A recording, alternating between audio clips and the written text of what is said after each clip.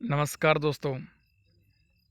क्या आपने कभी सोचा है कि सरकारों के द्वारा जनता से जो पैसा वसूल किया जाता है तो आखिरकार वो पैसा जमा कहाँ होता है या फिर वो पैसा किसके पास जाता है? तो आइए इस वीडियो के माध्यम से जानने का प्रयास करते हैं। इस वीडियो में हम बात करने वाले हैं कंसोलिडेटेड फंड के बारे में, जिसको हिंदी में संचित निधि कहा जाता है।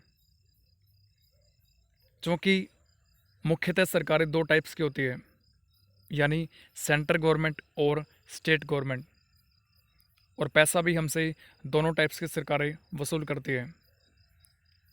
तो जो भी पैसा केंद्र की सरकार के द्वारा वसूल किया जाता है वो जाता है केंद्र की संचित निधि में, या फिर इसको हम बोलते हैं भारत की संचित निधि।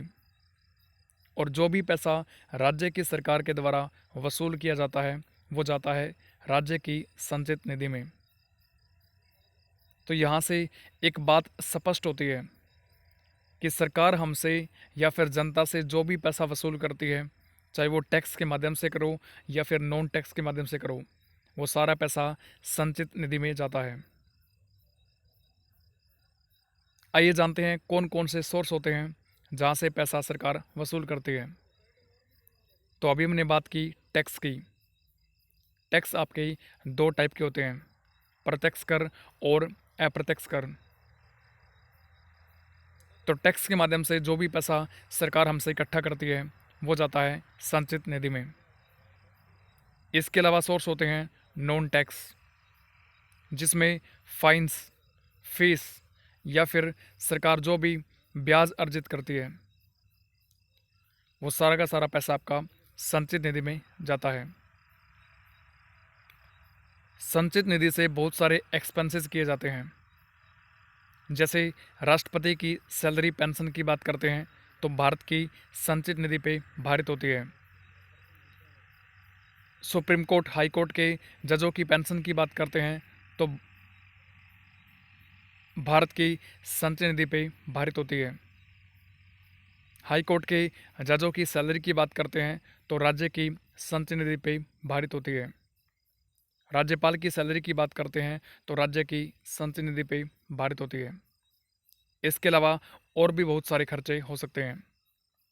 या फिर अक्सर हम बात सुनते हैं बजट के बारे में, तो बजट का एक्सपेंसेस भी आपका संचित निधि से होता है। आइए अब जानते हैं कि इस संचित निधि पे अधिकार किसका होता है। चूँकि हमने पढ़ा कि संचित निधि दो टाइप की होती है, यानी भारत की और राज्य की। पहले बात करते हैं भारत की संचित निधि पे।